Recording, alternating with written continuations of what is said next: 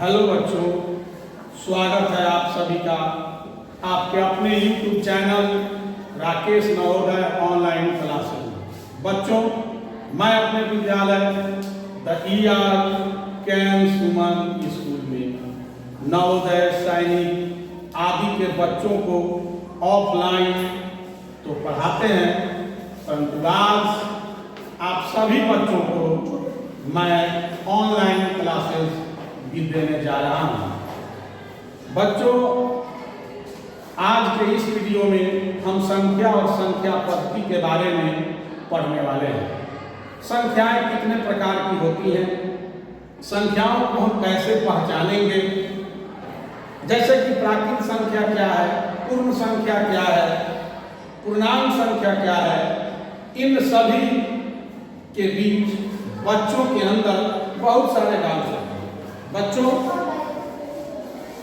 पूर्ण संख्या और पूर्णांक संख्या में क्या अंतर है, इसे कैसे पहचानेंगे, हम बहुत बारीकी से आप सबों को समझाने जा रहे हैं ताकि आप इसे कभी ना भूलें।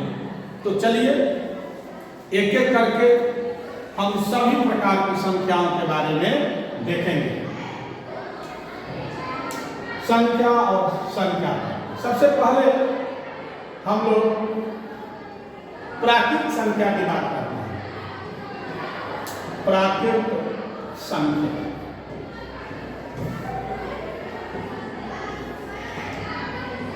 इसे नेचुरल नंबर कहते हैं और इसके n से इंडिकेट करते हैं। प्राकृत संख्या जैसा कि नाम से ही है, प्राकृत संख्या गिनती की संख्या को हम लोग प्राकृत संख्या कहते हैं। जैसे 1, 2, 3, 4 एंड सो ऑन, ये अनंत तक चली जाती है। इसके बाद पूर्ण संख्या देखते हैं।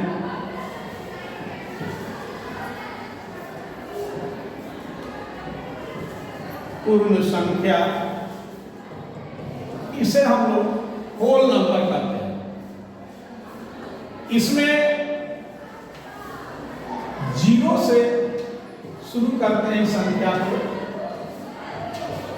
और ये अनंत तक चली जाती है। तो प्राकृत संख्या और पूर्ण संख्या में सिर्फ इतना ही अंतर है कि इसके परिवार में, प्राकृत संख्या के परिवार में 0 नहीं शामिल है और पूर्ण संख्या के परिवार में 0 शामिल है। यदि इससे प्रश्न उत्पन्न होते हैं कि क्या सभी पूर्ण संख्याएं प्राकृत संख्या हैं, तो बच्चों आप लोगों का क्या जवाब होगा कि नहीं, क्योंकि पूर्ण संख्या में एक 0 है जो प्राकृत संख्या नहीं है, इसलिए सभी पूर्ण संख्याओं को हम प्राकृत संख्या नहीं कर सकते, लेकिन प्राकृत संख्याओं को हम पूर्ण संख्या कह सकते हैं, क्योंकि प्राकृत संख्या में जितने भी अंक हैं, जो भी हैं, वो सब के सब हमें पूर्ण संख्या में दिखाई दे रहे हैं। अतः प्राकृत संख्या को हम पूर्ण संख्या कह सकते हैं, परंतु पूर्ण संख्या प्राकृत संख्या नहीं कह सकते। अब हम देखते हैं पूर्णांक संख्या।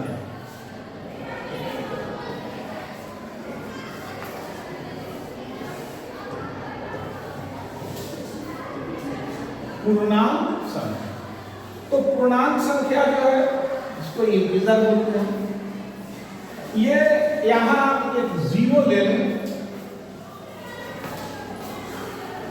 तो 0 से वो इधर जाएंगे 1, 2, 3, 4 और अनंत तक चले जाएंगे। उसी तरह जब इधर आएंगे तो -1, -2, -3 और ये भी अनंत तक चले जाएंगे। यहां देखने वाली बात है कि इसमें जितने भी पूर्णांक का अर्थ होता है पूर्ण अंक, दशमलव नहीं। जैसे हम लिखते हैं 2.5, तो ये पूर्ण अंक नहीं है। पूर्ण पूर्णांक है और ये पूर्णांक नहीं है, यानी पूर्णांक में दशमलव नहीं आना चाहिए, इसलिए इसे पूर्णांक संख्या कहते हैं। ये जो है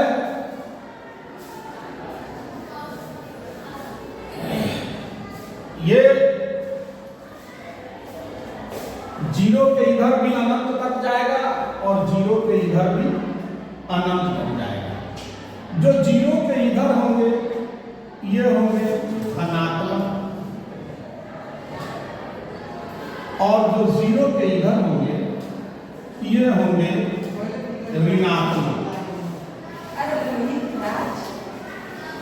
लेकिन जीरो जो है यह उदासीन है, यह क्या है? उदासीन है, ना तो ये धनात्मक है और ना ही ऋणात्मक है। जीरो के इधर ऋणात्मक और जीरो के इधर धनात्मक है और ये पूर्णांक संख्या है। अब यहां से प्रश्न उत्पन्न होता है कि क्या सभी पूर्णांक संख्याएं प्राकृत संख्याएं भी होती हैं? तो उत्तर होगा नहीं,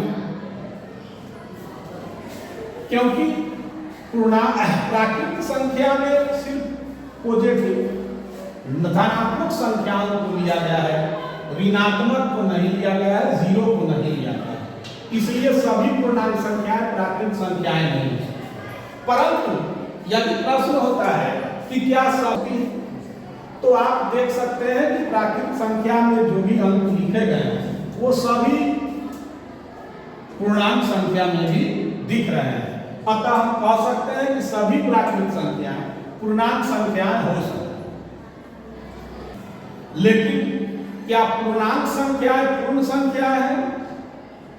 तो उत्तर होगा नहीं, क्योंकि पूर्णांक संख्या में जो निगेटिव ऋणात्मक संख्या है ये पूर्ण संख्या के अंदर नहीं आता। पूर्ण संख्या में सिर्फ जीरो और जो भी धनात्मक संख्याएं हैं वो आती हैं। तो इस तरह प्राकृत संख्या, पूर्ण संख्या और पूर्णांक संख्या में क्या अंतर है बहुत बढ़िया से समझ गए होंगे। तो अब चलते हैं और आगे देखते हैं।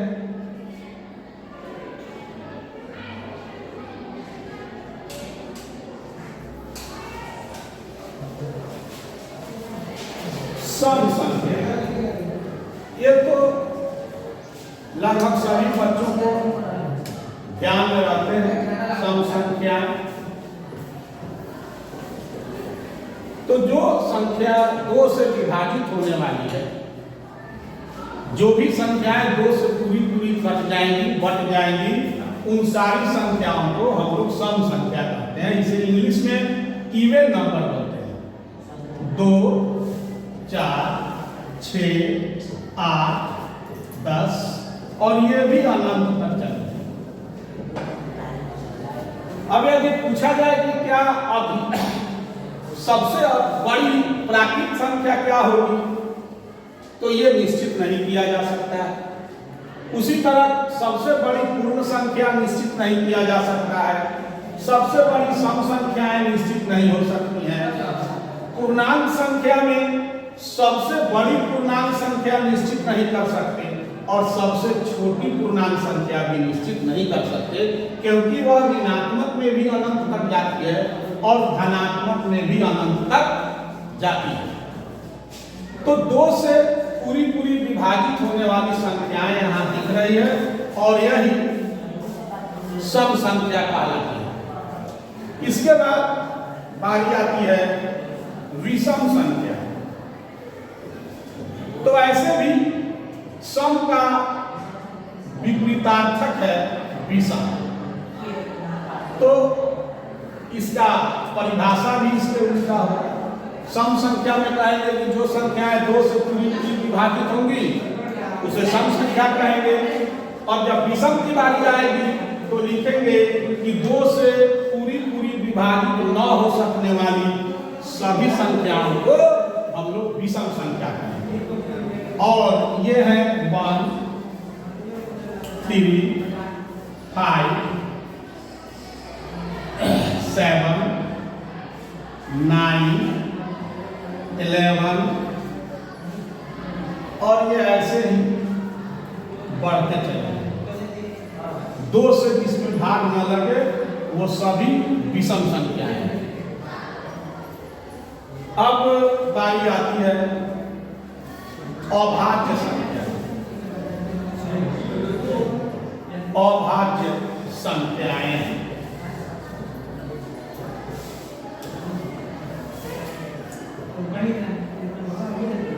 तो अभाज्य संख्या का ऐसे परिभाषा है साधारण तौर पर कि वैसी संख्या जो या तो 1 से विभाजित हो या स्वयं से विभाजित हो उसे हम लोग अभाज्य संख्याएं कहते हैं।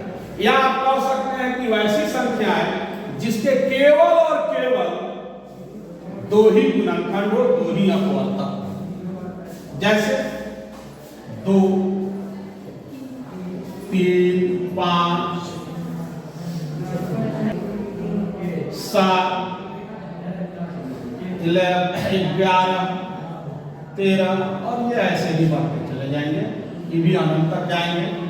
अब आप देख सकते हैं कि 2 या तो 1 से कटेगा और नहीं तो स्वयं से, 3 या तो 1 से कटेगा या स्वयं से, 5 या तो 1 से कटेगा या स्वयं से। ऐसे ही सभी संख्याएं हैं जो या तो 1 से कटेगी या स्वयं से कटेगी। यहाँ बच्चों को एक जगह डाउट होता है कि क्या एक जो है वह अभाज्य संख्या है कि नहीं।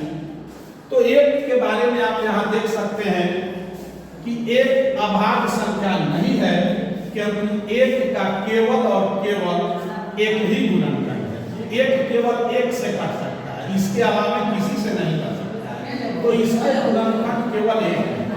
तो अभाज्य संख्या के अधिक से अधिक गुणनखंड 2 होंगे और अभाज्य संख्या के कम से कम गुणनखंड भी 2 होंगे। वो वैसी ही संख्या को हम अभाज्य संख्या में रखेंगे जिसके केवल 2 ही अपवर्तक हो, ना तो 2 से कम हो और ना ही 2 से अधिक हो। ऐसी संख्या को हम लोग अभाज्य संख्या कहते हैं। इसे हम लोग रूढ़ संख्या भी कहते हैं, रूढ़ संख्या। इसको हम लोग एक और नाम से जानते हैं, वह है असंयुक्त संख्या।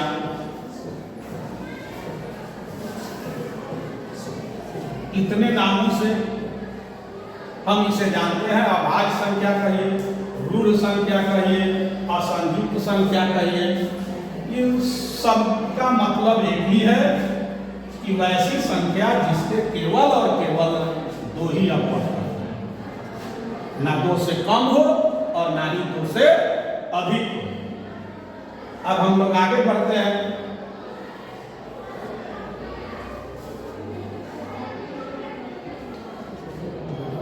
भाज्य संख्याओं को देखते हैं।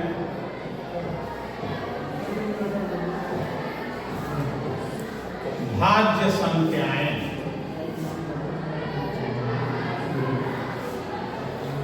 तो भाज्य संख्याएं वैसी संख्या है जो 1 से तो कटता है, स्वयं से भी कटता है, इसके अलावा कम से कम एक और किसी संख्या से कट जाए तो उसे हम लोग भाज्य संख्या कहेंगे।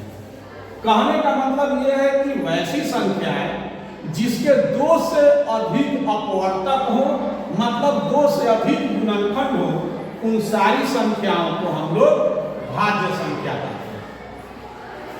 तो कहां से शुरू होगा भाज्य संख्या?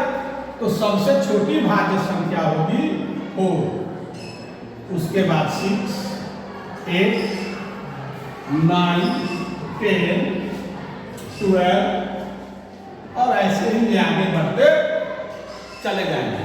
अब देखिए इसके 2 से अधिक गुणनखंड है। एक तो यह 1 से कटेगा, दूसरा ये 2 से कटेगा और तीसरा ये 3 से कटेगा। तो कितने गुणनखंड हो गए बच्चों? इसके 3 गुणनखंड हो गए, मतलब 2 से अधिक हो गए, तो यह भाज्य संख्या है। एक चीज यहां और हम बता देना आवश्यक समझते हैं कि कभी कभी पूछता है कि सम अभाज्य संख्या कौन है। तो आप देख लें अभाज्य संख्या में केवल और केवल एक ही संख्या है और वह है 2, जो सम भी है और अभाज्य है।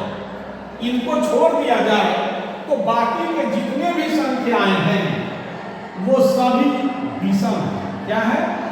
विषम है। अभाज्य संख्या में 2 को छोड़कर जितनी भी संख्याएं आती हैं वो सभी विषम है। केवल अकेला 2 ही सम है। इसलिए अक्सर इससे प्रश्न पूछे जाते हैं कि सबसे छोटी अभाज्य संख्या कौन है या सम अभाज्य संख्या कौन है। तो दोनों का उत्तर होगा कि सम अभाज्य संख्या कौन है? 2। उसी तरह भाज्य संख्या में भी सबसे छोटी विषम भाज्य संख्या कौन है? तो आप स्क्रीन पर देख रहे हैं और आप बताएंगे या सोचेंगे कि सबसे छोटी भाज्य संख्या कौन है। तो निश्चित है कि सबसे छोटी विषम भाज्य संख्या, सबसे छोटी भाज्य संख्या तो 4 है और सबसे छोटी विषम भाज्य संख्या कौन है? 9 है। ये क्या है? विषम भाज्य संख्या। ये विषम होते हुए भी भाज्य संख्या है। जैसे ये सम होते हुए भी अभाज्य संख्या है, उसी तरह ये 9 विषम होते हुए भी भाज्य संख्या है। तो इससे भी प्रश्न पूछे जाते हैं कि सबसे छोटी विषम भाज्य संख्या कौन है, सबसे छोटा भाज्य संख्या कौन है? तो 4 है। और अभाज्य में आते हैं तो सम अभाज्य संख्या कौन है?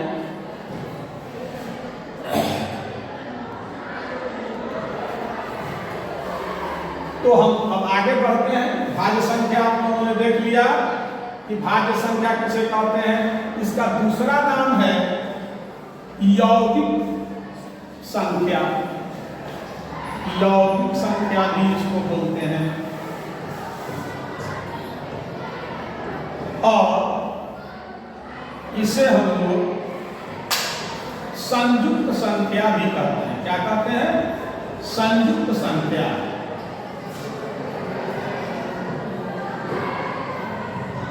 भाज्य संख्या कह लीजिए, यौगिक संख्या कह लीजिए या फिर संयुक्त संख्या कह लीजिए, सबकी परिभाषा यही है और सब में यही आते हैं जो उसके 2 से अधिक गुणनखंड होंगे, 2 से अधिक अपवर्तक होंगे, भाज्य संख्याएं कहलाएंगी। और यहाँ आपको हमने बताया भी है कि कैसे 2 से अधिक गुणनखंड है। 9 को बताया है, 9 को यह विषम भाज्य है। इन सभी चीजों को हमेशा याद रखने की आवश्यकता है। अब हम आगे बढ़ते हैं।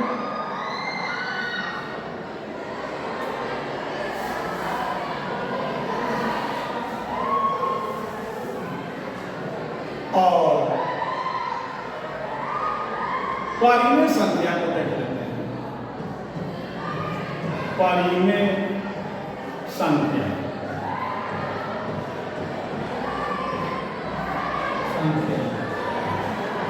परिमेय संख्याएं क्या है? तो P/Q के रूप में जिसे भी हम लिख सकते हैं वो परिमेय संख्या है। लेकिन ध्यान रहे कि Q का मान जो है वह कभी भी 0 के बराबर ना हो। यानी कि इसके जो नोमिनेटर है यानी कि अंश है और इसके जो डिनोमिनेटर यानी कि हर है, ये दोनों पूर्णांक संख्या होने चाहिए। ये दोनों क्या होने चाहिए? पूर्णांक संख्या होने चाहिए। ये दोनों जो है वो पूर्णांक संख्या होना चाहिए। यानी हर को भी पूर्णांक होना चाहिए और अंश को भी पूर्ण संख्या में होना चाहिए। ठीक है बच्चों? जैसे 1/2, 3/4, 5/6, ऐसे 4/5 ये जो है परिमेय संख्या है। क्या है? परिमेय संख्या। Q का मान कभी भी 0 नहीं होना चाहिए। अंश बटा हर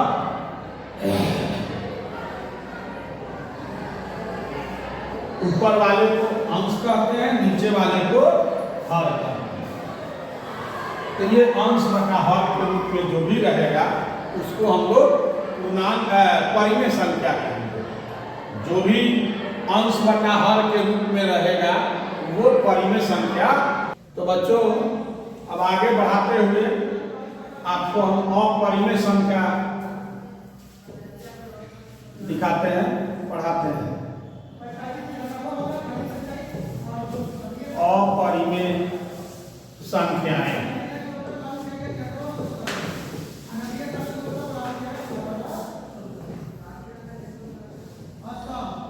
तो अपरिमेय संख्या में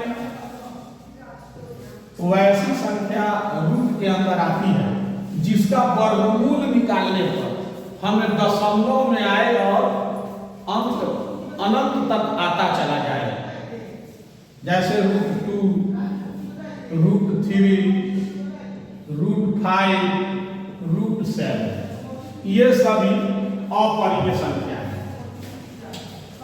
और एक बात और ध्यान देने की है कि परिमेय संख्याएं में जितनी भी गिनती की संख्या है वो सभी परिमेय संख्याओं में आ सकती है। जैसे 1, 2, 3, 4, 5 ये सभी परिमेय संख्या है। जैसे सबके नीचे आप जानते हैं कि एक छुपा हुआ है, तो ये p/3 के रूप में आ गया, तो इसे भी हम लोग परिमेय संख्या ही कहेंगे। और ऐसे जो रहते हैं वो परिमेय संख्या है, ये भी परिमेय संख्या है। लेकिन अपरिमेय संख्या में रूट के अंदर आने वाले वैसे अंक जिनका दशमलव में वर्गमूल निकालने की नौबत आ जाए और दशमलव के बाद का अंक आता ही चला जाए, उसका अंत न हो, तो ऐसी संख्याओं को हम लोग अपरिमेय संख्या कहते हैं। इसके बाद हम लोग देखते हैं वास्तविक संख्या। वास्तविक संख्या रियल नंबर, वास्तविक संख्या है।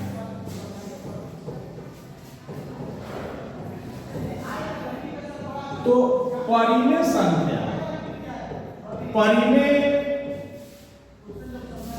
संख्या और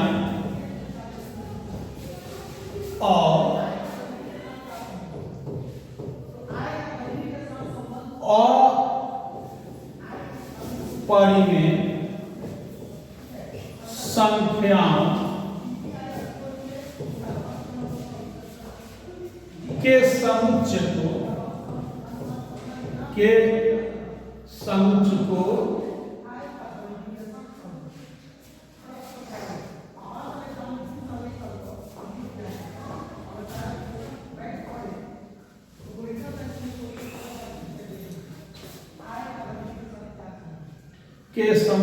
को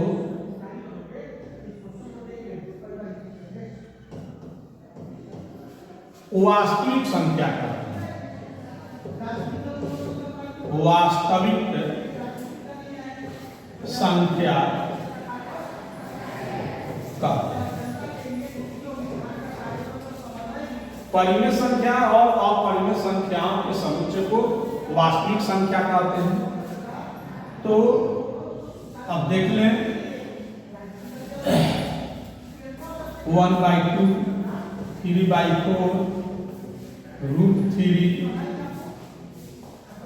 √π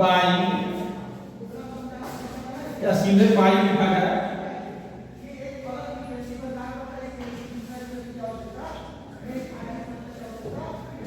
इस सबको सम्मिलित रूप से हम लोग वास्तविक संख्या कहते हैं।